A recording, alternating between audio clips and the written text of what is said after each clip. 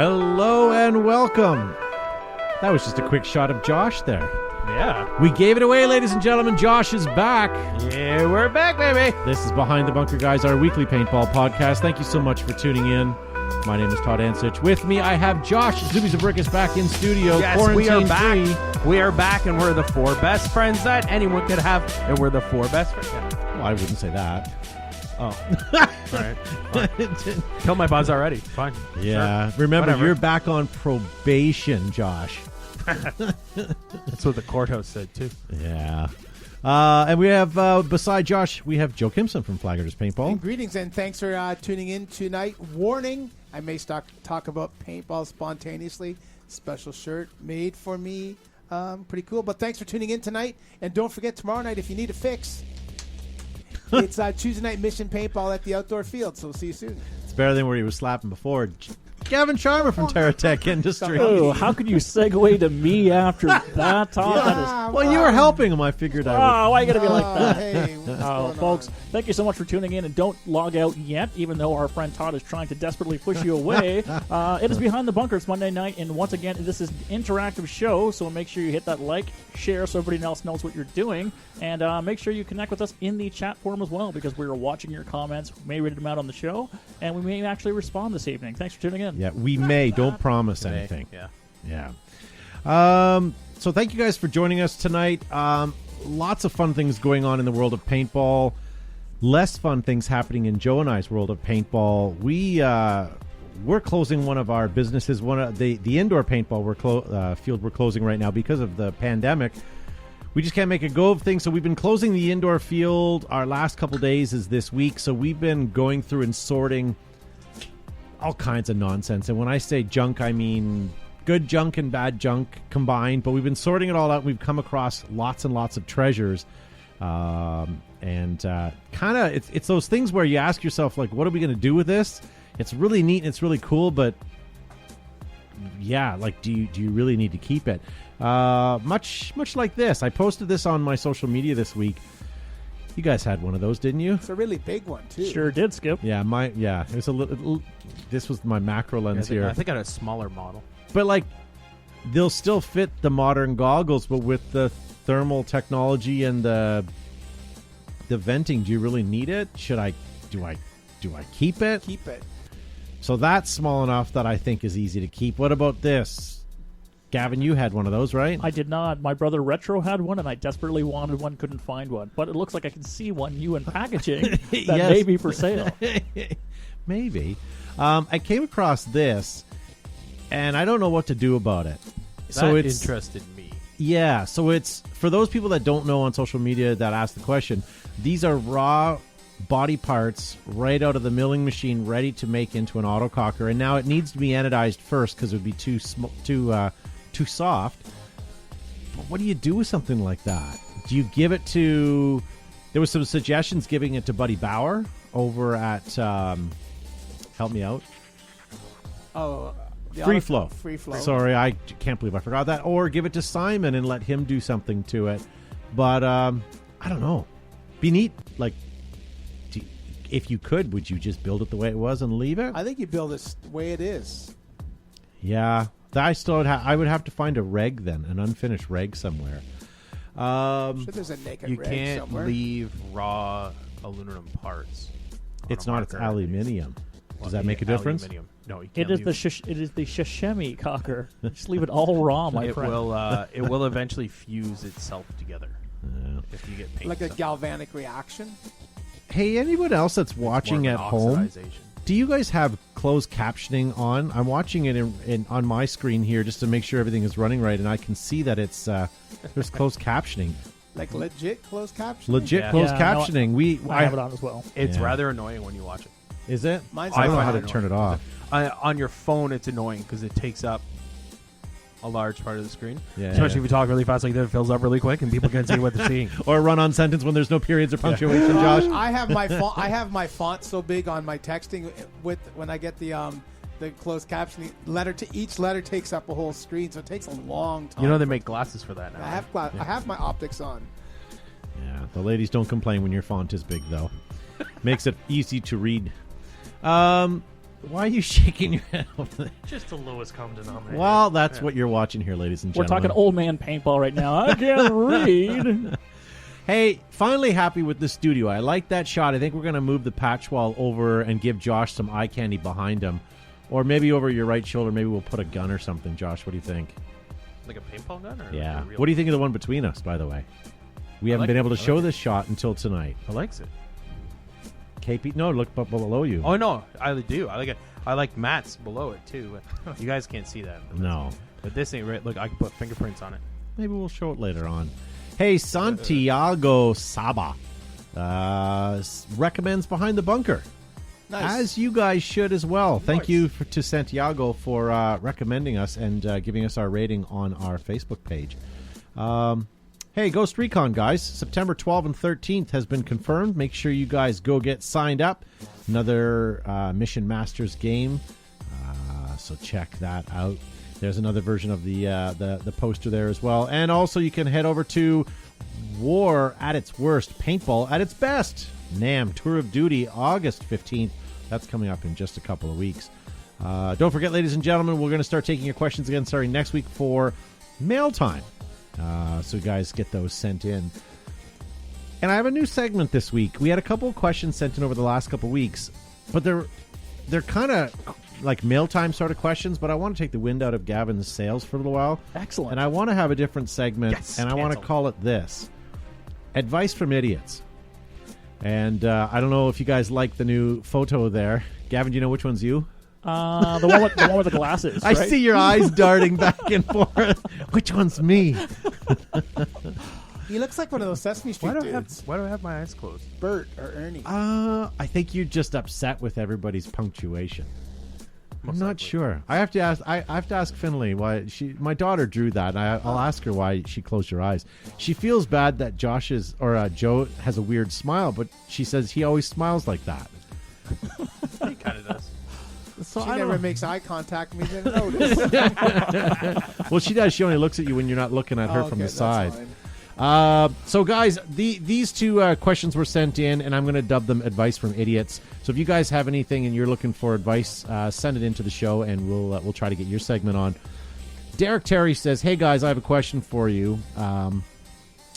I have been playing for about a year now, and I have a Tippmann A5, and I like it, but want to upgrade to something maybe better. Don't have a lot of cash to spend, but want to know what to get as my next gun. I play most weekends at my local field and just want something better. What do you guys think? He's got an A5, which is already pretty awesome. Yeah. I would say if he has an A5, he's not playing speedball. He's probably just playing regular paintball. I hate calling it regular paintball. Sounds so Call boring. rec ball. Calling it paintball. He plays paintball. What do you guys Scenario think? paintball. Gavin, you're an A5 aficionado. What's going to be better than an A5? And let's go on a budget. Let's not a budget, Right. but let's not go So- into the $2,000. Sure. Not a whole lot. I mean, if you're just playing recreational paintball, it should be fine. But it sounds like you want something a little bit different. So, as I touched on a little bit last week, if you want something for a variety of play, why not the TMC? You already have the Tippmann platform. You enjoy that. TMC, you're moving into Magbed as well as potentially a hopper ball. So, not that it's better, but it's different. It's going to give you a little bit more variety in terms of the style of play. So, that would be my recommendation if you're just going to be the regular weekend warrior guy and play rec ball at your field. Then I would go with a TMC, which may be a little bit comparable to your A5, just not feeding as fast. And if you go mag-fed, then you have a new element, new genre of gameplay. So when Gavin says genre, he doesn't get pissed on. No. Gavin, Josh, what do you think? Well, since this is advice from idiots, I would like to ask you, have you ever tried our friend the 98? Yeah, but is it a step down from an A5 to a Model 98? Well, an idiot's advice would be to say back out of an A5 and go to a 98. So, Yeah, Okay, we are idiots, but we can provide some good advice.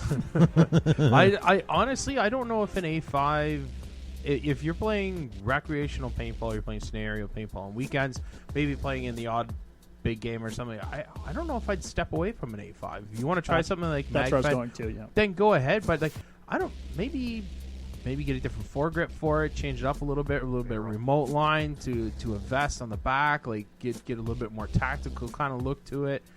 Maybe some shops will go out there and machine some weight off of it, so maybe you can make it a little bit lighter, a little bit sleeker. That would be kind of cool. But you know, 90A5 is going to shoot 280 feet per second, the same as everything else is. So unless you're changing up your style of play, I like the A5. I guess if you're gonna want something like, I mean, even if you've got a good gun like the A5, you're gonna want something better because it always. Yeah, but where do you go? Do you buy an axe? Like, So, yeah, no, but if you want electro, potentially mini. I see a lot of people in the chat, the MG100 or an EMAC. So something planned in Eclipse, maybe a little up your speed. Still, you can still run mech, but it's a tough call because you're starting off with an A5, which is already a great platform, a great marker. But maybe by stepping up, you step down a little bit and find yourself a vintage automag or a vintage autococker. Or, raw parts of an autococker. Or raw parts. that you could Somebody put might together. have some unanodized. You can match it to your jersey. That comes with a free JT Favorite fan. gas stain. I like Gavin's comment so far about Planet Eclipse. I almost wonder if you had an A5, you got into like a GMAC or an EMAC rather. Still a mechanical version though, but you're not dealing with a hopper on the left side of your gun anymore, or is it the right side? Right. It's the right side. So you have a hopper that's straight up and down, so you can sort of pop out and be less of a target on the right side. And you kind of try something a little more lighter and a little more streamlined. I think that's the one I would probably wager. Joe, have you chimed in? What do you think? I haven't chimed in, but I will. Don't you worry.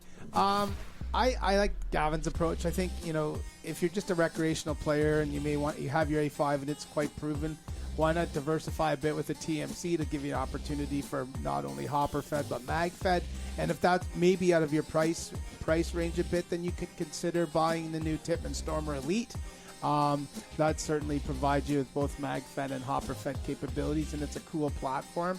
That way, if you bring a friend out to play, which everybody should, you have two guns and you guys can both play, or guys and girls or folks or whatever you want to be called can play. So you have two well-built, well-functioning, consistent shooters that you can use to play paintball. So do that. Well, Richard Knott says you should keep the A5, but again, like, you want something new. Sebastien Monnier says, get any marker with an OLED board. Come on. So actually, we have something from Seb I want to show you in just a minute as well. Sean Halpern says... I'm going to glue an OLED board onto my TMC this weekend just for Seb. Sean Halpern, A5 response trigger. There you go. Zane Smith says, hey guys, it's been a long time. Yeah, Zane, you're dead to us now, sir. Did you share the show, Zane? Let me check. Let's see who shared the show. We're going to call some folk out. So I also don't want to let this comment slip by, but our friend George, mentioned getting a barrel kit. So if you're looking to increase your accuracy, better efficiency, then a barrel kit may be the way to go. But here's the thing. Okay, you guys drive a vehicle, and at some point you got it new, or when you got it for the first time, you went, this is great, right? Now you've had it for a little while. Doesn't any other vehicle seem appealing? Wouldn't a new something or a different something be more appealing? Same thing with a gun. Okay, Todd. Sorry, go ahead, Josh. Who's going to slam me harder? Go ahead. I'm going to hit you really hard. You idiot. Have you seen the car I drive? Yeah, well, I wasn't looking in your direction. Okay, but much like all questions, I try not to involve you. So we've all been bitten by the paintball gun bug. Yeah. As you guys are knowing, as you're cleaning out your storage area and multiple markers as well, right? So I think about all the markers that I have in storage that are in like Tupperware or Rubbermaid bins that I haven't pulled out and don't plan on pulling out ever again.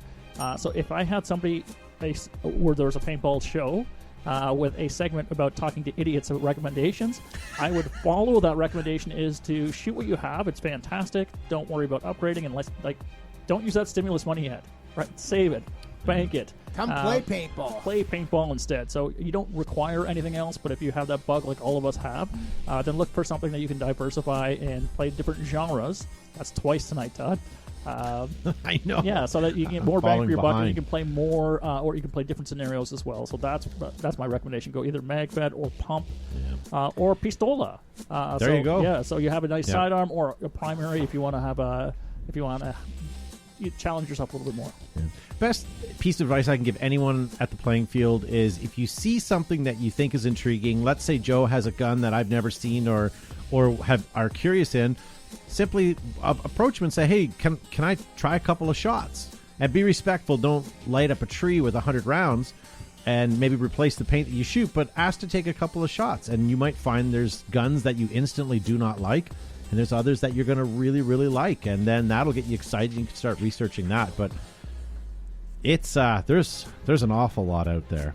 Are we done with that question? I don't know. Sure. You're like a little gun shy. You keep looking over at Josh. Like, did I give him enough time to speak? Like, he's very close. He's within throat punch distance. Like, I love this. He gave us 2 months to get our crap together. Now he's back. So let's. I love it. Yeah. No, I'm a little gun shy because a couple weeks ago I stopped a segment early, and in listening and rewind, I really messed up. So I'm trying to Just balance it out. drag it all out to try to make it up to that guy. Just need to clarify. We have a couple videos I want to get to. Joe's got something that we want to share as well shortly. We have a video that we haven't seen in a long time that I want to show you guys. We have a vault segment. We have some snippets of the history of paintball that I want to show you guys as well. But before we do that, we have one other question or piece of advice. This one comes from Steve Hofstetter. Hofstetter says, what is the best way to get better at the game of play? So I take that as not necessarily gun skills, but like just playing in general. Could you team yourself up with one of the field regulars that knows the field, or an experienced player? Much like if you go skiing or many sports, if you go out with someone that is experienced, you'll pick up some little snippets on how they play, or even go out and ask a ref if you can watch, and you can watch how people play, and you can often improve just by watching. You know how people play. Lots of pros watch game videos to see what they can do to improve. Yeah. So, talk about playing better players, right? So more experienced players, a little bit out of your class to step up your game a bit, but also deconstruct or analyze how you've been hit, right? Are you being hit in the same spot over and over again? And then sort of break down piece by piece the game that you played, and then see if you're seeing any patterns within that as well, right? So if you keep getting hit in the same spot, whether it's a loader or shoulder, you may have to change your technique a bit, but just don't take it for granted that there's a great learning experience that can happen after each point or after each game if you've been eliminated, and try to make adjustments from there. Yeah. Hey, nice to see Tavis Bullock in the live chat. We haven't seen him in a long time. We saw him for the first time on the weekend. Alexander Cameron watching all the way from Burlington as well. So there was a guy, and sorry guys, I know there's a lot of you in the chat, and we're trying to keep on top of it, but we also want to stay on topic here. But there was a fellow named Peter that used to come out to the field, and this guy, you'd hate him on the other side of the field because as soon as the whistle goes, that was the last time you saw him until he was shot and eliminated off the field, which usually didn't happen. He was one of our stronger players, and you'd see him all of a sudden, he'd be on the left side of the field in a building, and then you kind of go to try to hunt him down, and when you get there, there's no sign of him again. He's now on the other side of the field. This guy... Is his name Brian Griggett? Well, he could have had the same play as Peter. He was but annoying. This guy was the perfect word. He was annoying. It felt like you were only playing against him because everyone else was predictable. This guy was a loose cannon. He was always everywhere, right? So I decided a couple games I would purposely try to be on his team, and I just kind of followed him. And I saw he would go, he would look for his shots. If he couldn't find anything, or if he took a couple shots and no one was, he wasn't able to hit him, he'd move and he'd find another vantage point, and he never stopped. That was the thing with Peter. And I finally learned from him how to kind of keep going, because otherwise I was the guy that always stayed in one building until guys came upon me or until the game was over. I was pretty new at the time. Was Griggett like that? Yes. Yeah. He'd be the kind of guy you disappear and you go, is that everybody? And then you hear hit from the other side and you're like, well, who the heck is left? So 5 minutes later, half your team's gone and somebody's like, oh, I finally got Brian. So you mentioned It a couple was of like, good it players just- there yeah. that I also, when we started playing paintball, I played against. And I would say they were both very patient, although the one gentleman you were referring to is very aggressive in terms of He his was, play, yeah. but he was very patient and methodical. I would say surgical, both of them, in terms of their approach, right? Yeah. So there was actually thought put behind their moves, and they didn't have to be the person who's running up to the front goggle to goggle. It was Yeah. very strategic in terms of how they move in the flow of the game. So it was really Yeah. interesting to watch as a student of the game, to watch players like that who are patient and mindful in their approach to paintball. I believe nowadays we call them genre crossers. Genre crossers, yes. Cross genres. Sean Riddle, friend of the show, is a guy you play paintball against, and he's fun to watch just because he knows every little trick you could possibly have on a paintball field. I feel like it's just such a large and vast quantity of experience. Like, I've seen somebody run up in a bunker close in front of him, and he'll go, check your hopper, and you see somebody tilt their hopper out from behind a crate, and next thing you know, there's paint on the front of your hopper. And I've seen him do it multiple times. I'm like, how does that work? Yeah. How? But Sean's he does the kind of guy every that little thing like that, and you're like, jeez. he played so long ago that he's come up through all of the, as Gavin says, genres of paintball, right? Like Yes. back when it was all pump and slow semi, and like, so his playing style, he's very versatile, right? So he's a Yes. guy that you don't want on the other side of the field, because whether he's aggressive or not, he's just going to be a thorn in your side, and he's got that experience to sort of bat you around. And yeah, guys like that, if you And find no a matter guy, what he has in his hands, he's Yeah. gonna yeah. So yeah, you want to Sometimes find it's some a hammer, sometimes it's a paintball marker. You want to find guys like Joe suggested that are Better than way better than you. And then who is it in the chat here? John. as I Maskins. learned, Yeah. the same is the opposite: is avoid people who are really terrible influences. Which is why I don't play paintball with Joe anymore. Why you gotta be like that? I find that some of the bad people that I play against, or play with rather, are too aggressive, because I find that I'm too aggressive, and if I join up with someone who's that way, start we all building die off each right other. away, because we Yeah. try to bite off way more than we can chew. So thank you to Steve and Derek for sending in your questions to Advice from Idiots. If you guys have any poignant points and want us to chat about it, by all means send it in. We have lots to get to on the show. Joe's got something here. We got a couple of videos. Before we do that, so while Seb's still on the air, Seb found this on online, and I've never seen it before. Are you guys Office fans? Oh yeah, Yeah. Do you know that they refer to our show during one of their episodes? Which one, the English version or the North American version? The North American version. Oh, that's too bad then. I don't Oh, care. shut up.